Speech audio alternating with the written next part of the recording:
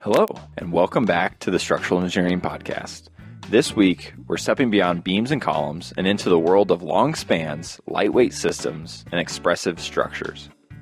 In this episode, we're talking with Joshua about space frames, cable nets, and ETFE membrane systems, structural solutions that challenge conventional load paths and push engineers to think three-dimensionally. We'll explore how these systems work, where they shine, and the unique analysis, detailing, and constructability considerations that come with them. From stadium roofs and airport terminals to auditoriums and iconic enclosures, these systems blur the line between structure and architecture and demand a high level of collaboration and creativity from structural engineers. If you've ever wondered when a space frame makes sense, how cable nets actually carry load, or why ETFE has become such a powerful tool for large enclosures, this episode is for you. So let's get started. The Structural Engineering Podcast.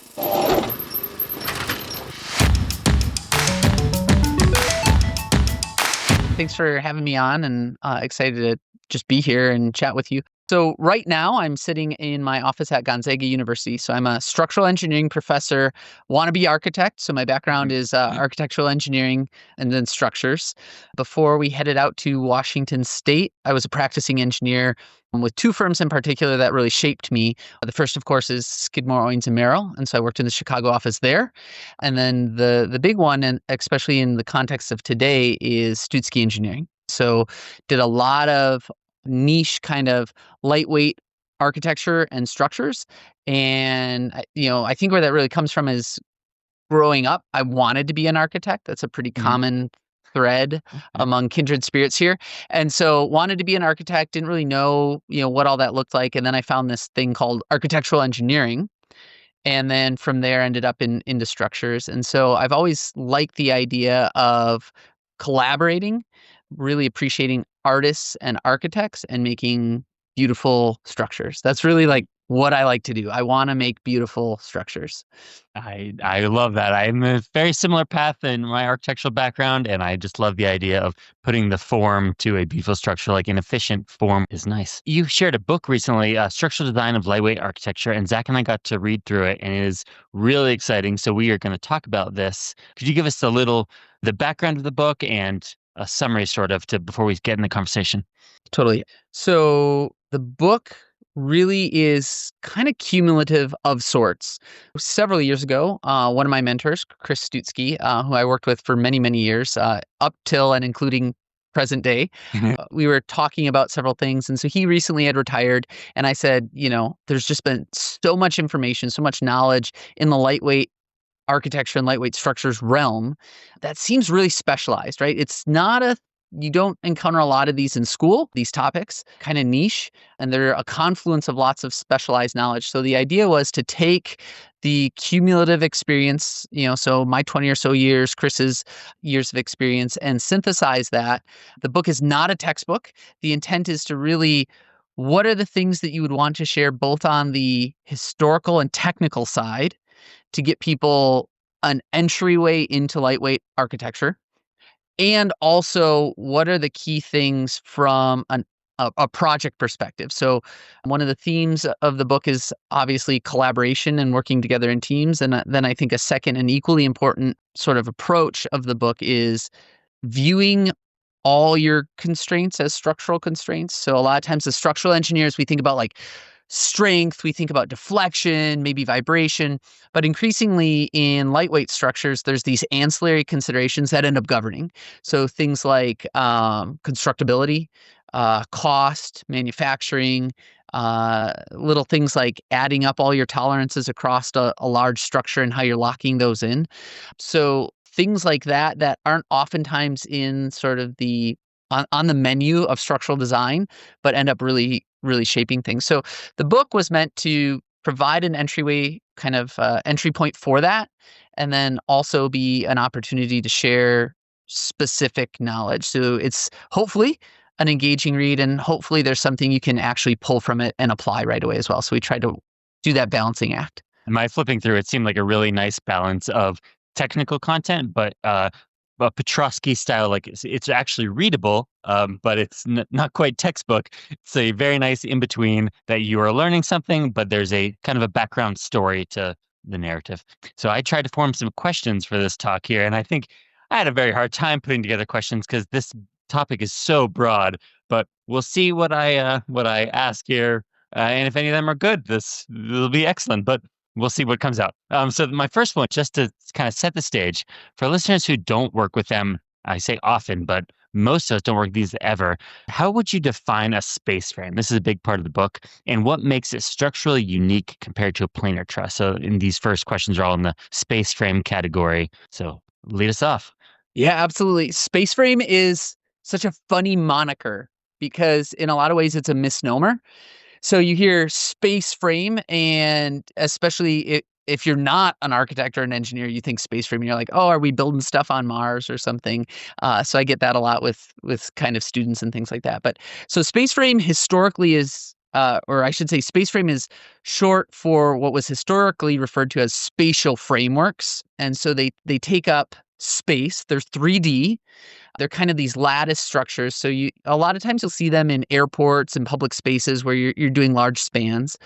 But what a space frame is it's funny because it's neither space nor frame in its actual application. It's a lattice truss work. And so the actual structural reactions and forces that we're carrying are trusses.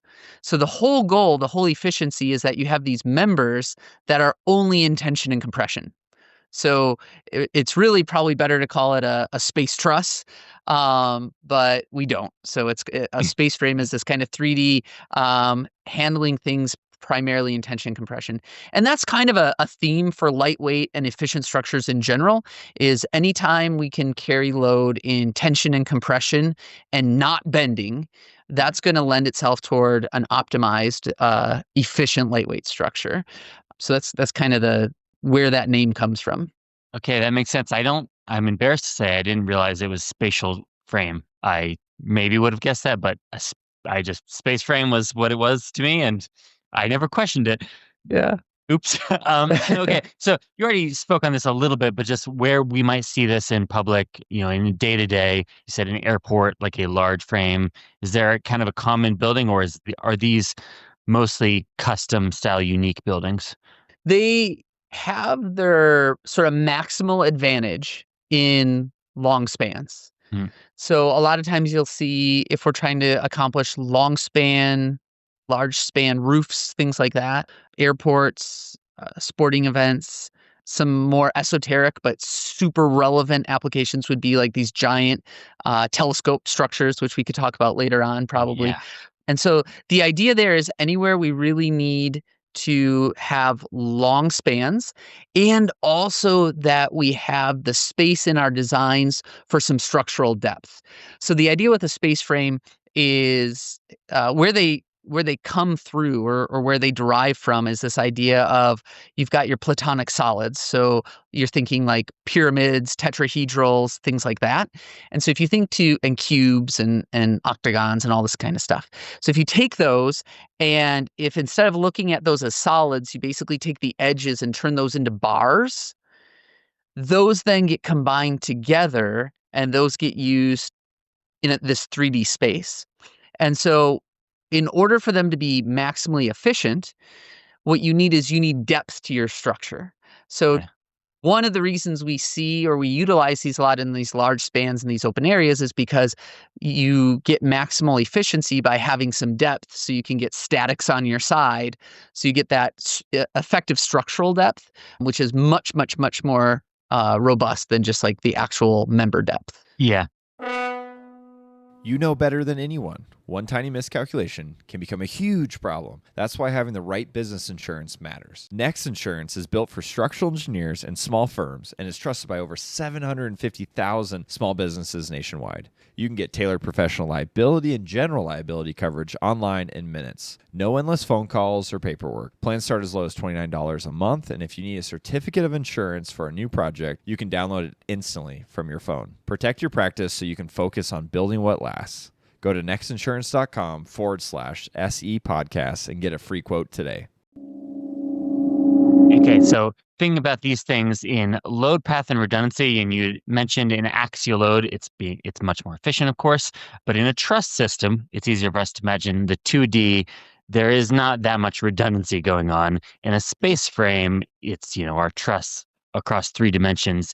How do we think about the redundancy there and then the load path does it travel across multiple dimensions, or is this basically trusses like adjacent to each other? How should we think about this? Yeah, absolutely. That's a beautiful question. So I think we're all familiar with the concept of a traditional two-dimensional truss. And so that's it's a one-way spanning beam. We could take that truss, and if we needed to get some more mileage out of it, we could take that truss system and we could run those orthogonal to each other. And so now we have like a gridded truss work system.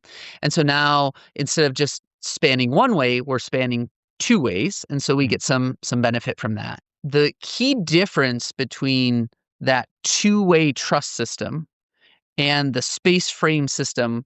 And the space frame system, I guess if you don't have a mental image of this, it's almost like if you think of like those models that you dealt with in high school or whatever of like molecules and stuff like that. You've got these like, you got your atoms and the bonds. And so these systems kind of look like that, where you have these nodes and then these tubes that connect them together.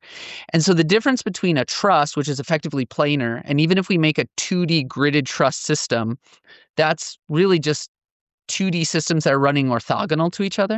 Mm-hmm. Whereas in the truss system, if you envision that pyramid and that pyramid shape, and we make the edges of that turn into bars, and then we stack those pyramids together, you can now hopefully have a mental picture of the bars in the grid work are not vertical, right? So they're angled in all 3 directions. Uh-huh. And so that's allowing the forces, forces are kind of like humans, where we want to use the quickest path, right? We want to utilize that quickest path. So you cut through, straight from on campus here, you always see it like one building to another. And that's where students, get these dirt tracks. Yeah, right. And so forces, loads are just like humans that way. They want to get from one place to another most efficiently. So if we can put some structure there, now instead of having to go straight and turn a corner, now the loads can travel and follow that path through space. And so one of the themes, both in space frames in specific and lightweight structures at large, is the idea of trying to put the material where the load wants to go. And so that's what gives us a lot of that efficiency compared to like a traditional truss system. So that's kind of that layout. Now, in terms of the redundancy is kind of a double-edged sword. So a lot of times, especially nowadays, the idea is we want robust structures, we want redundancy, multiple load paths, all that kind of stuff. With space frames, that's true, and there's some intrinsic redundancy just because you have typically a 2-way system by default. And so one of the things you'll do in your design process, of course, is analogous to like, what is it? It's FEMA like 427 or something like that, where it's like, hey, progressive collapse, remove a column, see what happens. So basically what you end up with is you do the same kind of process after you've designed that roof or structure to make sure it doesn't collapse. The thing you have to be careful about with these gridded trusses is because you have so many slender elements that you actually don't want to introduce too much redundancy, because every time you introduce more bars and more redundancy, we've got tolerances we have to consider, we've got thermal expansion we have to consider, and so you can actually accidentally introduce a lot of ancillary stresses by introducing unnecessary redundancy. So you walk a pretty fine line there in terms of the analysis. So I've got a curiosity here on the formwork of, I wanted to say quick, I keep saying formwork because I'm an engineer, but I mean form as in shape. So we talk about this later, Joshua and I, just so you hear my question correctly, the formwork as in the shape of the structure. Space frames, a 2D truss, we've got many varieties to choose from, and then the design is not exactly by just choosing a style like a Warren Howe Pratt. When you're looking at the load going through a space, how are you laying out your space frame? How are you thinking about how it should look? Is this, you gave the example of triangles alternating. Mm-hmm. I'm sure that's not exactly how you would lay this out, but how do you think about the force going through this 3D space?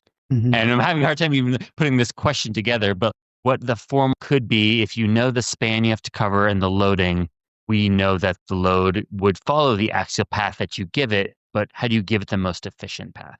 Yeah. This is where like structural engineering is a cake or onions or an ogre, right? It has layers, little Shrek reference for you. But when we're looking at this, what we end up doing a lot of times is there's different levels at which we do this analysis. So the first one would be writ large is what is going to be the topology, the overall shape of this structure. So is it going to be kind of like a traditional dome or kind of a billowed pillow-shaped roof? Is it going to be free form? And incidentally, those are kind of the two places where these structures work best. Is so you typically want at the one extreme rectangular, generally squarish rectangular layouts. That's really maximally efficient.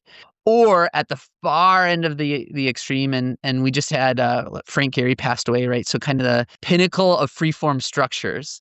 And so way over on that side, these space frames are really good for that because they can travel and follow those shapes. So typically what you do is you'll do your topology, the overall structural layout of that surface, let's say, and we'll kind of lock that in.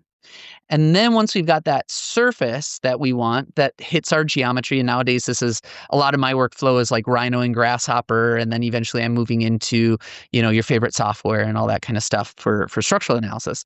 But anyway, once you've got that, then you have these options of what system am I going to use? Space frames are kind of interesting because there are a handful of well-developed companies that have developed these systems. So probably the most famous, certainly the oldest, is the Marrow system, and I'm a descendant of that lineage. So I go to Chris, and Chris goes to Herbert Klimke, and Herbert Klimke goes to Max Mangrenhausen, who developed this system over in Germany mid last century. But anyway, you have these systems, and so these systems have nodes, and then they have the tubes that kind of connect. And so depending on then, I've got the layout of my surface. Now what I need to do is I need to figure out like what's the depth and then what the angles are of those members. And the angles of the members, and the nice part for software nowadays is there's all these rules, these geometric rules that, quite frankly, I program in, and I filter through all those rules based on the load requirements of the members and the nodes. But a lot of it's geometrically driven based on how big my nodes and my members are going to be. So it's heavy geometry. Okay, yeah. So then there could be iterations of geometry with the rules. How do you fit the rules into the shape that you have available? So for someone that gets to do this style of design, what analysis pitfalls might engineers run into, or would you expect to be common, especially with nodal stiffness and connection assumptions? Yeah, space frames are really interesting, I think, because they lend themselves so well to our software nowadays, right? So every maybe not everyone, but many of the people listening had to do matrix methods or matrix analysis at some point in school, and certainly all the software we use is driven by linear algebra and matrix analysis. So the good news is space frames were made for that because they're nodes and they're elements. And so that's really, really, really efficient. I think one of the challenges increasingly is that, and this is, again, specific to space frames, but broader in general, is that as the software gets more and more sophisticated and we can do more and more of our thinking and iterating in there, it becomes very seductive to engineers to spend your time in the software. And so that can start to drive the designs instead of coming to the software with good designs. And so that can be a challenge. I think analogous to that is we've got these software systems that can do so much that it's really important that you know what all the different buttons do. Am I doing first order analysis, second order analysis, inelastic, elastic? And again, this is a theme with kind of all lightweight structures. So a lot of this gets simplified by programming nowadays because you can script things, you can keep track of your nodes, you can keep track of your elements. The efficiency of the system really comes down to having reproducibility. So if I've got this giant space frame, the goal for me is to have one node size and one member size. Maybe I change that a little bit. And so in order to do that and keep track of everything, I have thousands, tens of thousands of nodes. And so it's a lot of data. And so that can be overwhelming to engineers unless you're thinking about things in first principles and then managing your data in light of that and not just jumping into software and trying to let the computer do everything. Because I feel like that's a common pitfall, right? Yes. In all things. Yeah. That's my favorite pitfall to fall into. So you mentioned tolerances and especially, key movement of nodes. How would you coordinate tolerances in fabrication with the architect and fabricator? There's just a lot of nodes going on here, and we could plot this out in a software and get exactly right on with this, but in 3D real life, it can be a little bit harder. Have you found any way that makes the design a little more efficient for construction? Mm-hmm. I think if you're engaging in space frames or any lightweight structure, it's important in the design team to have some experience, which is a little chicken and egg. Like, how do you get the experience if you haven't done it before? Da, da, da. Yep. But having someone who has that past experience really helps bring those kind of real world realities and the construction tolerances into view. So from a manufacturing perspective, even 20, 30 years ago, the manufacturing tolerances were remarkably tight. So a lot of it really became driven by construction tolerances and as we're erecting this in the field, not so much you can design it in your software, to the 1,000th decimal place, and then actually you can machine it pretty efficiently as well. Mm-hmm. And so a lot of it becomes what often gets left out of the equation is the contractor or the erector. And so the skill there is just invaluable for having, and that's where the cost is either going to be super efficient or it's going to explode. So I think tolerances between engineers and manufacturers, and again, out in industry that can overlap.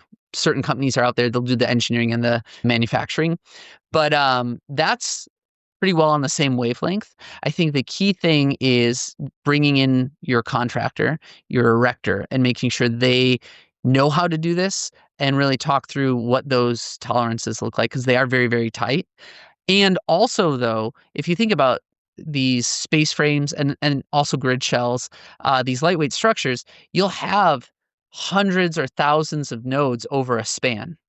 And so even very, very small tolerances build up when you multiply it by 1,000. And so that's where we were talking earlier, is this like trade-off with like redundancy and tolerances and things like that. You really have to be careful, because you can appreciate, I think, that we're not talking about a standard steel sort of frame where we're able to, grab an eighth inch here, you rack that column so that we can get it bolted in. And then move on to the next bay without any like downstream impacts. Whereas, due to the lattice work of these structures, you're aggregating that along the way. So the good news is, from a design and fabrication perspective, we've got that pretty well honed in. A lot of where the rubber meets the road is really going to be in terms of the construction. And so having someone who knows what they're doing is always valuable for all things. But in this case is really, really, really valuable. And I'm sure having them on the team very early and just having these discussions of erection. Yeah. That was definitely a theme, right? Is like, if we can bring the team together early, that's absolutely clutch in these types of projects. Okay. The next couple questions I have for you are on cable nets, which are very similar to a space frame in some respects. Maybe, well, we'll see. I'll skip the trying to pair those together. Let's get to the question. Can you describe a cable net structure? It behaves differently from conventional systems. How do you explain the structural behavior and explain this especially to clients and architects when looking at the project? Mm-hmm. Cable nets are, I think, my favorite lightweight system, which is like you're picking among children here or something. Yeah. And so I think probably the most famous would be the Olympic Stadium in Munich. Fry Otto's and he, incidentally, I think we celebrated the 100th anniversary. Obviously, he has passed away, but we celebrated the 100th anniversary of his birth. So his 100th birthday was this year, I think, in May. But anyway, cool. So cable net structures are really, I think there's such a beautiful, innovative structure. And also they have this, again, these extremes where on the one hand, when you're learning statics in college, a cable is about as easy as it gets. It carries, right? Like cut the free body, tension in the cable, boom, done, right? And so axial axial, no compression. It's as simple as it gets. And so on the one hand, we literally take cables, right? And we stretch those out. The everyday examples of this would be things like, your spider webs. But even better than that would be like tennis rackets. The tennis racket is the best example out there of what a cable net structure is predicated on. You have all these strings, they're tensioned, and then they get anchored to a compression ring at the perimeter. And that's fundamentally what we've got going on there. So, oftentimes I'll walk people through the idea of if you've got, Birds on a Wire was really popular for a while there. It was like this Angry Birds. I think it was Angry Birds or whatever. Yeah.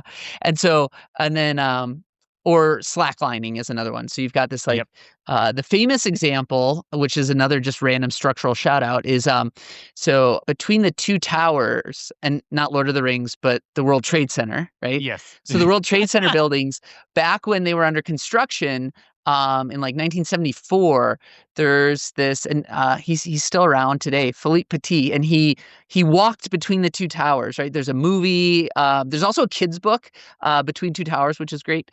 But anyway, so if you take a cable and you tie it to two trees or two towers or whatever, when you go and you apply a load in the middle, what does the cable do? Well, it's going to deflect, right? And really, no matter how tightly you winch that cable down, when you step out in the middle of that cable, it's going to deflect some amount. Yeah. So we've got several things at play here. So we're going to, things get more complicated because they're not just the cable with the tension. So now we've got cable with the tension, and now it's going to have a load. Obviously, the more tension we have in the cable, the less it deflects. But there's always going to be some deflection. And the deflecting is actually what lets it engage to resist the load. So for cable nets, we're in a totally different world now, right? So like when we were over in space frames, when we were designing them for like telescopes, for example, my deflection for space frames could be as little as L over 5,000. Oh, wow. Right? Yeah. Now, when we move over to cable nets, our deflections can be like L over 30. Yeah, not putting gypsum on your cable net. No gypsum. But that's actually a really good point, because what do we usually put on cable nets? We put glass on cable nets, which is also very brittle. Yes. And so a lot of the design, and we can talk about this more if you want, a lot of the design criteria associated with cable nets is actually driven by the glass design, right? So the cables are going to deflect a whole bunch, and then that's going to influence whatever you clad it with. But anyway, so cable nets are, fundamentally you've got this net of cables. So this is not, this is what it's called. It's a net of cables. It's pre-stressed, and then the design there is to carry loads out of plane. So you're pre-stressing in plane to carry loads out of plane. Okay. Yeah. The form of this version, what is the workflow to form finding here, especially, compared to the space frame, or not even compared, just how do you go about finding an appropriate form and an efficient form? Mm-hmm. So in my context, there's two typical applications for cable nets. So you'll have kind of the cable net roof structures like we talked about with the Olympic Stadium in Munich. And then there'll be what I design primarily is cable net structures, which are usually used for walls, for facades. And so for those applications, you have a handful of types of cable nets to choose from. So you can have one-way spanning cables, where you imagine you have a cable that gets tied into the slab at the bottom. You get a cable that gets tied up to the top and it gets tensioned. And then the horizontal cables are just there to effectively hang the glass off of the vertical cable. Then you could have horizontal cables. And so you can have horizontal cables that are actually tensioned, and just like a Christmas tree or whatever, you hang the glass off those horizontal cables, or you stack the glass so that it's actually bearing gravity, and now the cables are just there to do the out of plane. And then the last one is the two-way spanning. So the reason I mentioned those different types of cable nets is because the approach you'll do to the design depends a little bit on the type of cable net. A good example that gives you probably the most flexibility or the most design freedom. So a lot of times architects and artists want to have these curved walls and you want to have large spans and all this kind of stuff is, well, we talked about earlier how a cable wants to deflect. There's no matter how much tension you put into the cable, it's going to deflect. So one really effective strategy is to say, okay, well, I'm going to let the cable deflect. Just like a piece of paper, right? If you have a piece of paper and it's spanning between two books, it can't carry anything. If all of a sudden you put a crease in there, now it's got geometric stiffness.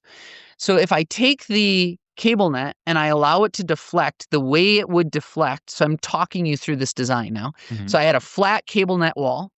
Well, what's going to happen when the wind blows on the wall? It's going to deflect. It's going to get concave. So if I take the load from the wind and I apply it there, and then I freeze that load, right? So that deflection under that load, if I freeze that and I Held. grab that, now all of a sudden I've got this curved shape. And if I run my cables in the horizontal direction to tension those to lock that shape in, now I've got intrinsic, it's a very, very stiff system. So I've absorbed that deflection and now all my loads can get transferred directly by my cables. So that's a pretty common approach. In the book we talk this through. So anyone who's flown through SeaTac, the lobby of SeaTac is this giant cable net wall that we go to into detail in the book on, and that's how that was done. So it's doubly curved, and we lock in that wind load to get the stiffness so that now we can use the cables to their maximum effect. Interesting. Just curious in the book, and I don't think I saw this, the Denver airport, is that in there with as sort of a roof? The membrane kind of. Yeah, the membrane roof there. Everything that we included in the book is a project we worked on, and that was very intentional. Cool. I don't think I realized. Yeah, so everything we include in the book is something we worked on, and that was so that we could talk about the details, right? And we talked about the good and the bad. So it's like, hey, we did this, and then if you ever had based on what we learned from this project, here's what here's what we do the next time. And actually in the cable net chapter in particularly, we kind of go through this chronologically where we have, we have a sort of light wall installation in Seattle that we did with an artist, James Carpenter.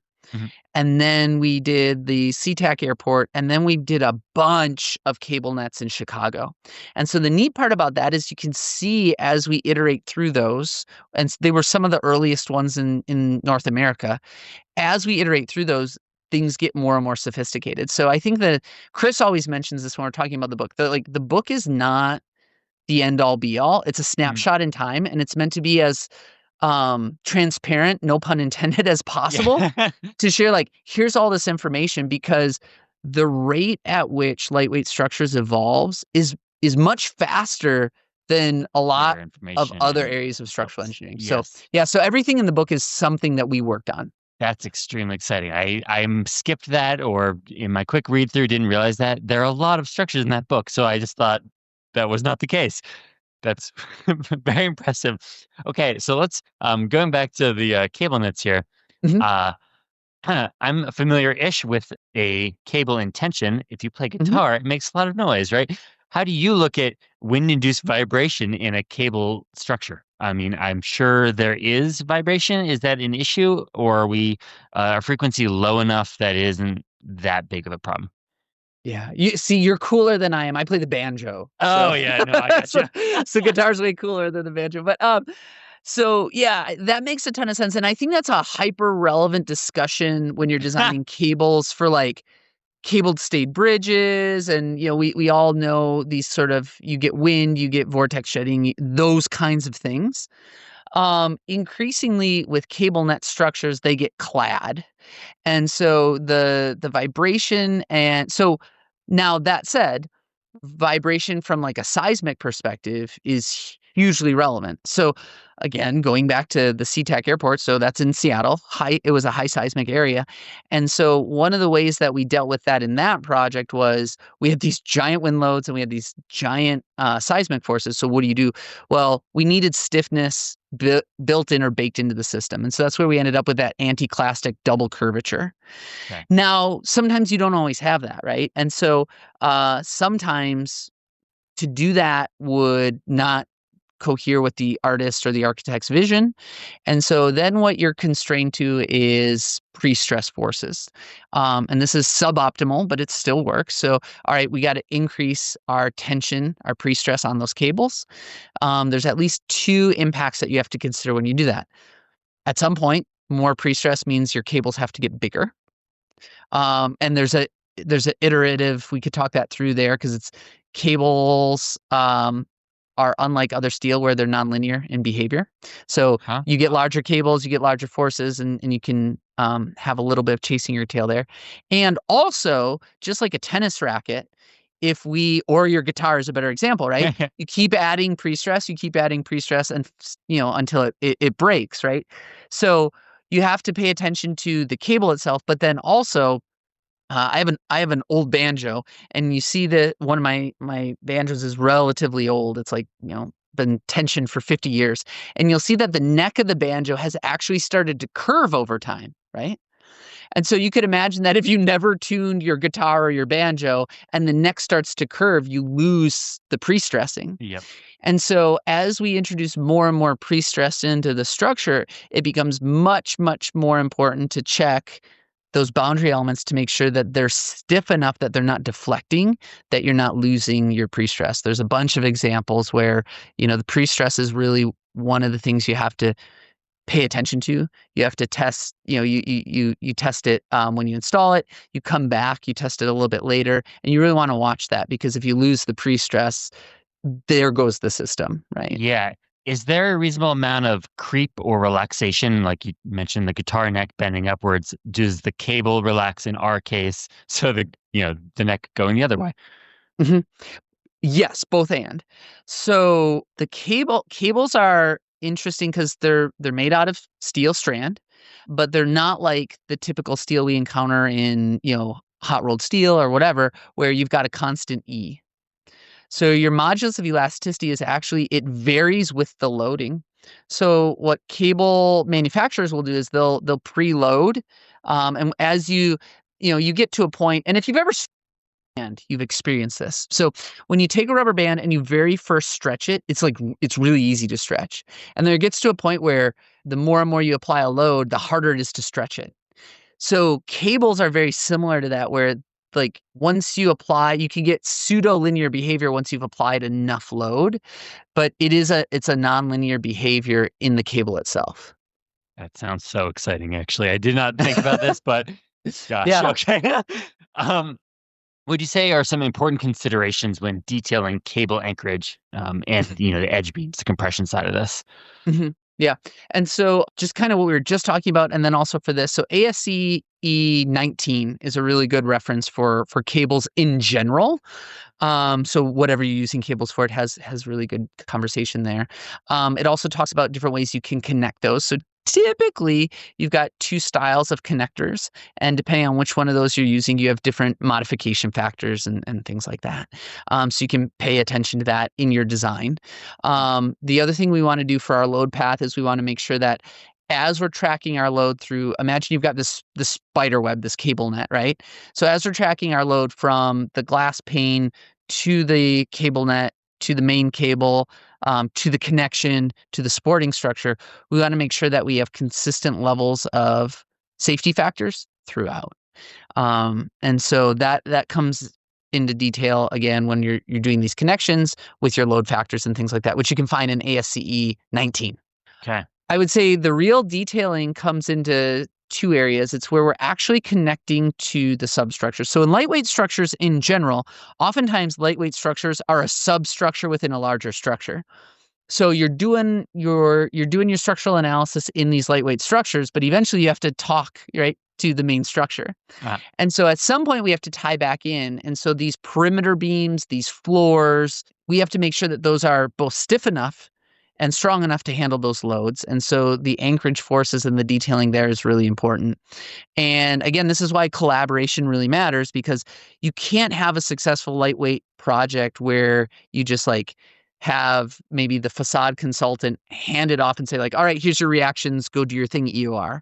You really need a dialogue back and forth. And a lot of these projects will actually end up, even though it's not in our scope, quote unquote, we'll model a good chunk of the whole building to get what the actual stiffnesses are. Because if you overestimate the stiffness of the structure that you're tying into, that especially for cable nets, that directly impacts things. Yeah. So the connection design is really important. From a load perspective, a lot of times we're getting really large loads in the anchorage from these cables. So that's, not trivial. But the design of that's pretty typical engineering. A lot of sort of the magic happens in making sure we've got our stiffnesses that are what we thought they would be and that are actually compatible with the forces. And again, a lot of that nowadays is done really easily. We can iterate through that or iterate over that in software where a lot of this is iterative. You're doing incremental load applications. Interesting. I can imagine that the formwork is so sensitive to the stiffness of the structure that it's tied to that you may end up with the shape that not fitting exactly what you expected if the supporting structure is much more flexible and things are not held tightly. Yeah. Well, and actually, and this is both for cable nets and oftentimes for membranes. There's not formwork per se. So a lot of this is we'll design the cables. So in their length and in their tensioning, that's how we get. So again, construction sequencing is really important here. Yep. So if we've got this net, they're designed to, and also as we add pre-stress to the cables, they elongate. So we work with the manufacturers to we do the calcs to get this all designed so that here are the cables. We're going to lay them out. Then we're going to tension them. And we're trying to predict that as we pre-tension them, they're going to grow to this length. But in that tensioning, that's what locks in the shape. So if you have like a curve that you want to do, what you'll do is you'll go ahead and you'll do one direction of cable and you'll get that hung. Then you'll come in with the other direction. So that the first direction's slack. And it's kind of like blowing up. Like, can you imagine taking a balloon and blowing it up inside of the mesh that oranges come in, that mesh bag oranges come in? Yes. So as you blow up the balloon in the mesh bag, right, it's going to inflate and it's going to tension the mesh and then it's going to extrude forth. And we'll talk about this when we get to membranes as well. But it's that idea of in your geometry, that's what's going to create this and in your construction sequencing. Yeah. Interesting. Sorry, I meant by formwork, meant the architectural definition of that. But that answer was cut that really whole good. Thing then. Yeah, well, yeah. I don't know, but I like everything you said. I really like, so I might just fixed. Ta-da! I got one last question here for you on cable nets. Do you expect, and this is my very opinion, but do you see cable nets becoming more common with the advanced analysis tools, or are they still a little too niche for most projects? Right. I think the ubiquity of all these lightweight structures is growing.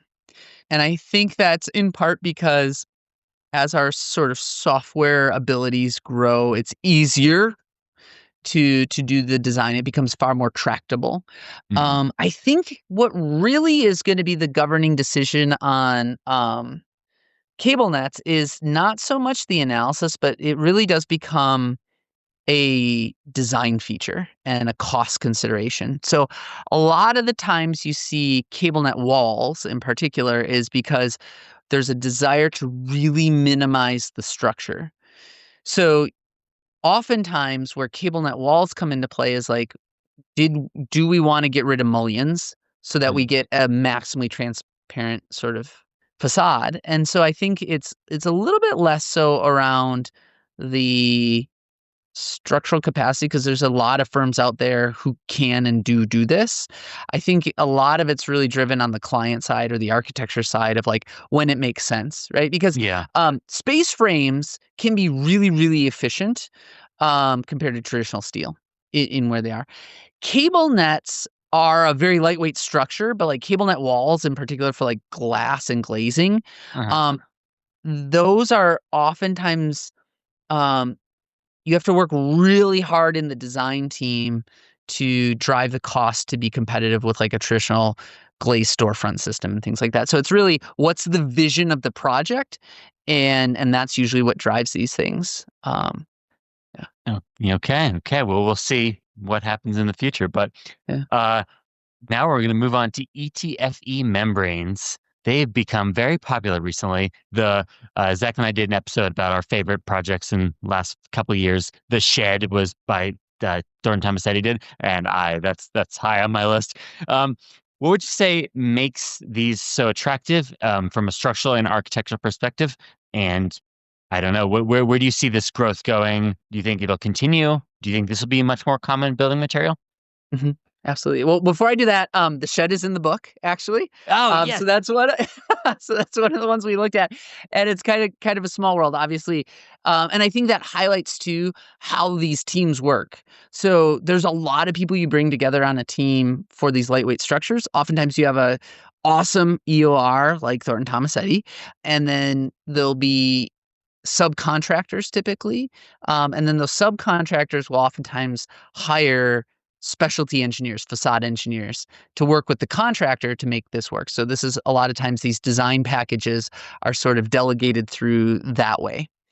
But yeah, ETFE is amazing. I feel like it's a material that is a long time in coming. It's been around for quite some time. The advantages of ETFE are that it's actually lightweight, right? So we just got to talking about glass. Glass just looks lightweight. ETFE is remarkably lightweight. And then it has all these additional benefits. So it's really great for UV. It has a wonderful acoustic as well, if you're designing for it in the right space. So you've got all these sort of benefits. It lets light through, but not, it's not transparent, it's translucent. Mm-hmm. So you've got all these different kinds of things. So ETFE is really neat because it's truly, truly lightweight. And in the history of membrane structures, if you go back a long way, and there's one in my backyard here. So the 1974 Expo was hosted in Spokane, and they have this giant kind of tent-like cable structure, which was clad initially with like a kind of canvas sort of thing. And those just don't last as well, right? So they don't last that long. There's canvas, then there was like PVC kind of plastic that also doesn't hold up very well for under UV. And so this structure was clad a couple times, twice actually, and then like it lasted like 2 or 3 years and they gave up because they're like, this isn't worth it, right? So ETFE is really novel because it has really good UV sort of resilience. So it's lightweight, it's highly resilient, and it lets you design really long spans that are actually really light. And the UV resilience, are we talking 10 years or 50? Like, what is the scale here? Because I expect this style of material wouldn't be very good, but I don't have any perspective. I guess my perspective is plastics and PVC. Yeah. Right? So. Yeah. And I always think back to like the like 5 mil plastic you see on construction sites and all that kind of stuff. And so this is like fundamentally different at like the molecular, I'm no chemist, but at the molecular level or whatever. So it's a different plastic. So it's really robust that way. And then the other thing too is that the manufacturers who create ETFE and those products, like every year they're just getting better and better and better and better. And so you can expect, increasingly, like many things in life, you get what you pay for. And so you can buy higher end ETFE membranes that are going to last, instead of the 5 to 10 years, the 20 to 50 years or whatever it's going to be. And they're really quite robust that way. Okay, I want to ask this about structural spanning here, and I've never used ETFE. I know very, very little about this, but structural considerations, if you're spanning some distance, what goes behind choosing and what are the options available? So I had looked up, like there's a single layer and multi-layer ETFE, but that's as far as I know here, that you can have multiple layers. What are we looking at for spanning, and what is the span distance that we can expect? And had the support of this. Maybe it'd be useful to back up for a second and talk about ETFE and how we use it. Yeah. So ETFE foils or layers that we'd call it, right, is kind of what you'd envision, like these sheets of plastic. When we're talking about lightweight structures and structural applications, a lot of times what we're talking about are like ETFE pillows. And so what you'll oftentimes do is you'll take the ETFE and you make giant bubble wrap, right? So we inflate it, and then that's what gives the structural capacity. So it's not so much that we're taking saran wrap and putting it over our Tupperware. It's much more so that we've got this kind of bubble wrap. And so by inflating that structure, we're able to go through and get the pressure vessel kind of analysis. So you get the pressure that pressure gives you some geometric benefit, because now instead of just this thin sheet, we've got this bubble wrap, which has a volume and an internal pressure to it. And then you can imagine as you inflate a basketball, as you inflate anything, as you have that internal pressure, that gives you kind of a global stability as well. So that's one way. So typically in my experience, when I'm dealing with ETFE, it's inflated pillow structures, not just flat sheets. There are applications for that, like greenhouses and things like that. But if we're trying to get larger spans, then we're getting those inflated ones. Yeah. Interesting. Okay. Since I've just made a confused moment here, what are other common misconceptions that people have about ETFE? Durability, fire performance, energy performance is what's like coming to my head here. I think I don't know how to speak to that in like the popular zeitgeist or something like that. Well, how about this? I give you I expect it has very low fire capabilities. I mean, let's do it this way, and you can correct me or not. Maybe energy performance, I would expect fairly good if you have a 2-layer system. A single layer, it's probably not great. And actually, I'm curious on the weight of this. You mentioned it was far lighter than glass. I'm wondering, do you know the density or have like a comparison that we can have in our heads? Yes, it's in chapter 5 of the book. I don't have it memorized. But so on that though, glass, the density of glass is equal to that of concrete. So glass is super dense. You're looking at about 150 PCF. ETFE's density, like if you had a chunk of ETFE and a chunk of glass, I think it's like, I don't know, maybe a third or a quarter. So it's decidedly less dense. Where you really get the benefit is when you're looking at like an insulated glass unit, you've got 2 panes of 1/8-inch glass. When I'm looking at ETFE membranes, I'm looking at like a couple mils of thickness. So 1, you get the benefit of the density, and then 2, you're just using a lot less of the material, which is also useful when we're looking at like sustainability and embodied carbon and energy. From that perspective, you're just using less material. And so that's really beneficial as well. So that's helpful from a sustainability. Your R values are really high because you've got these giant inflated, air cushions. And so that gives you some benefit there as well. I think, in terms of perceptions, it's probably because historically there were these membranes that didn't age well, that were potentially prone to fire, things like that. I think ETFE and other modern membranes has some of that baggage to sort of unload, because the modern materials are, UL listed, they're flame retardant, they're all these things. They're really resilient, and they don't have some of the shortcomings that some of the historic sort of membranes had. Interesting. You mentioned some of this here, but just thinking on my closing on ETFE, because especially, I'm less familiar with here. Are there any main or long-term performance concerns that owners should be aware of? And, I know you've talked on a lot of this, but just give me a final. Well, let me share my I didn't know, right? When I was when I was one of the first ones we were working on, and I remember it was like halfway through that I started thinking about what happens if it gets a hole in it, does it pop like a balloon kind of thing? Like mentally, as a young engineer, I was like, if this gets a hole, how do you? It must be really strong, because otherwise it just pops or whatever. And actually, tears and holes in ETFE don't propagate, and I didn't know that. So what you'll actually find is birds really love ETFE, which is kind of a bummer. So they'll a lot of times they'll land on it and they'll kind of peck at it and poke it and all this kind of stuff. And so the good news is that it's not popping like a balloon. The downside, of course, is that as birds and different things will aggregate on this, you'll pick up more holes. And so what that means is the better analogy might be, instead of it being bubble wrap, it's like those inflatables that you have at Christmas or whatever.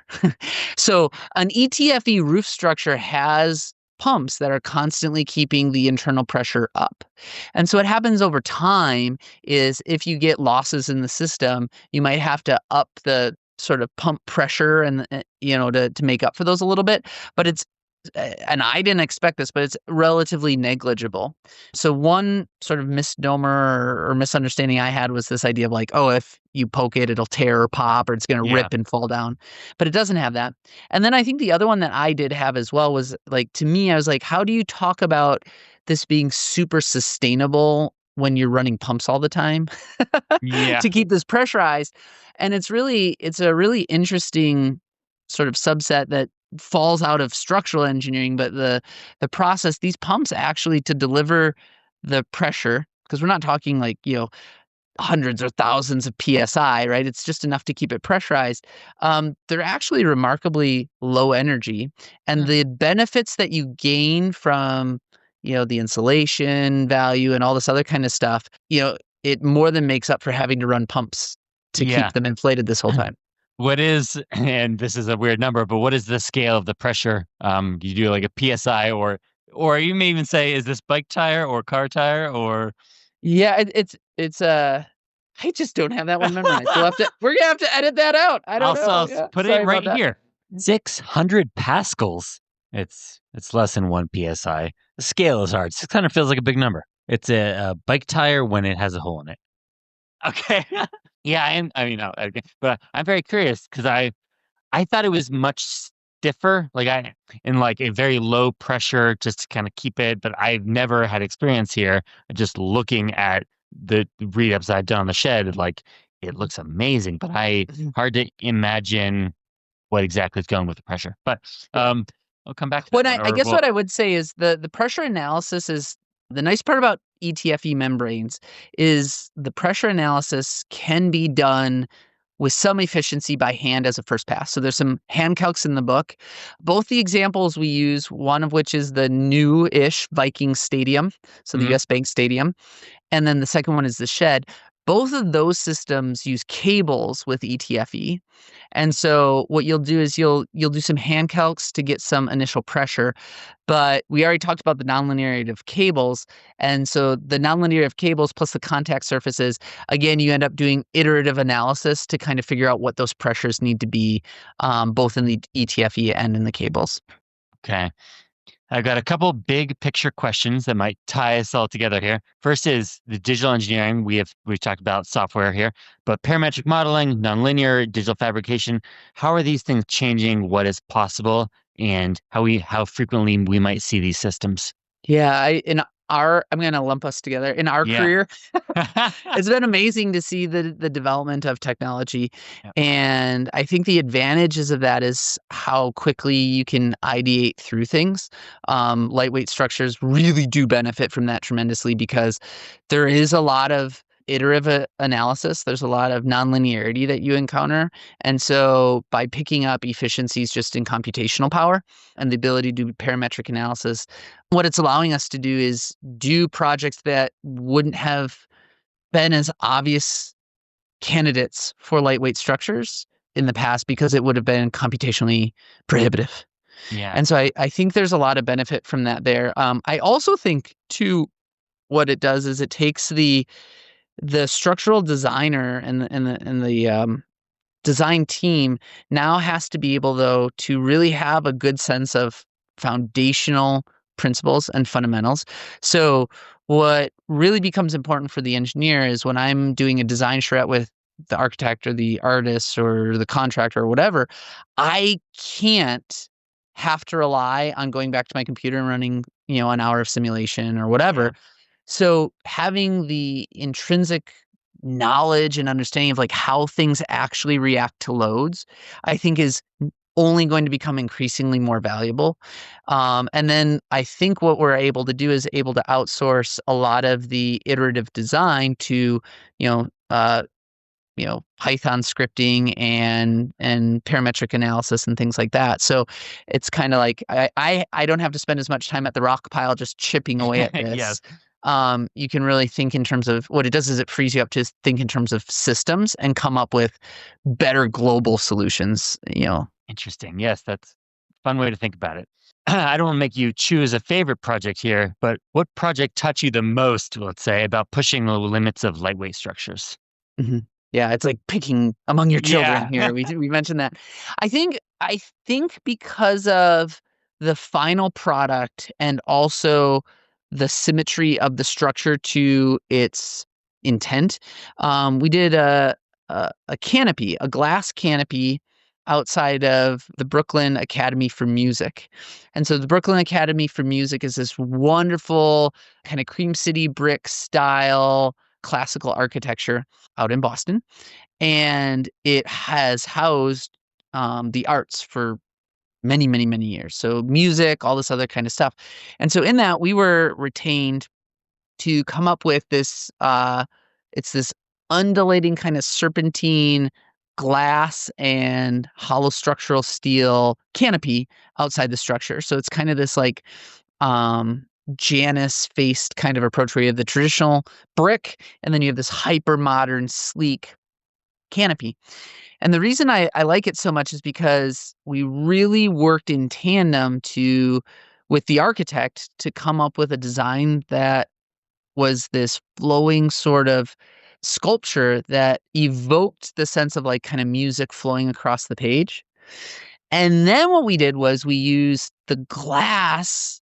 So instead of having the structure, the steel structure that just supports the glass and the glass is infill, what we ended up doing is the glass actually becomes the part of the structural load path.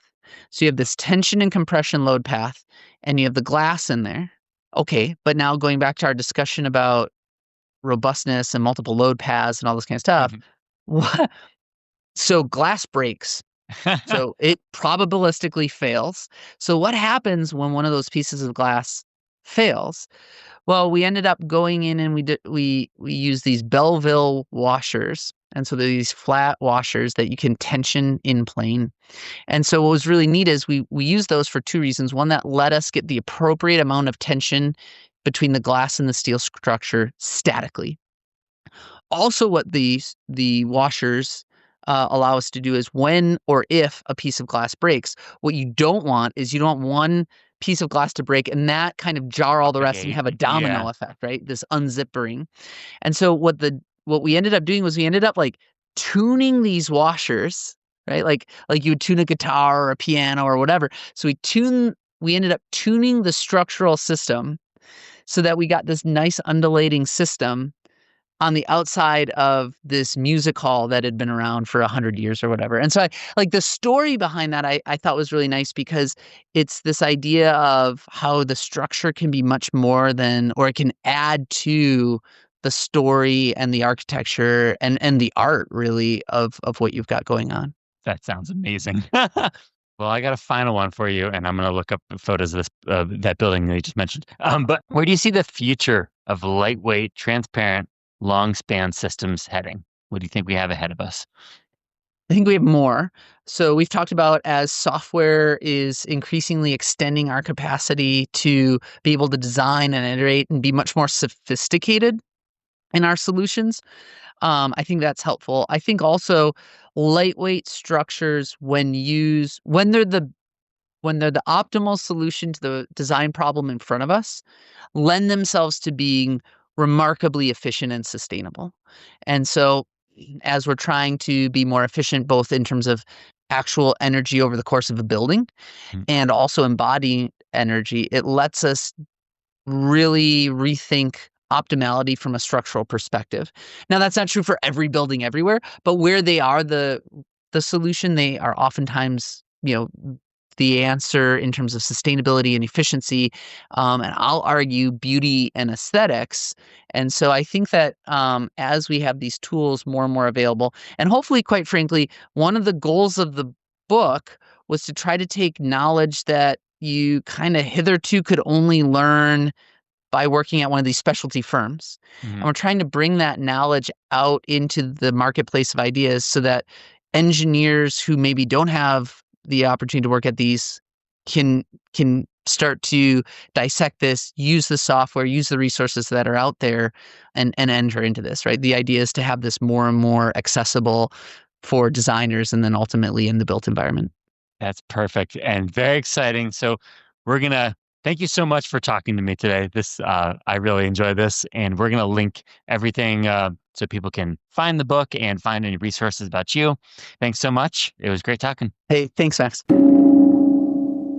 Well, that's a wrap on today's conversation with Joshua, where we dove into the world of space frames, cable nets, and ETFE membranes, and explored how these expressive structural solutions reshape the way engineers think about load paths, geometry, and collaboration. If you're a structural engineer, the takeaway is clear. These systems aren't just visually striking, they demand a deeper level of integration, thinking three-dimensionally, coordinating early with architects and fabricators, and understanding the unique behaviors of these materials and geometries can put you in a position to influence projects in a powerful way. Thanks for listening to this week's episode of the Structural Engineering Podcast. Be sure to check out the links and resources in the show notes and join us for structural trivia to keep your skills sharp. Until next time, keep learning, keep building, keep engineering a better future.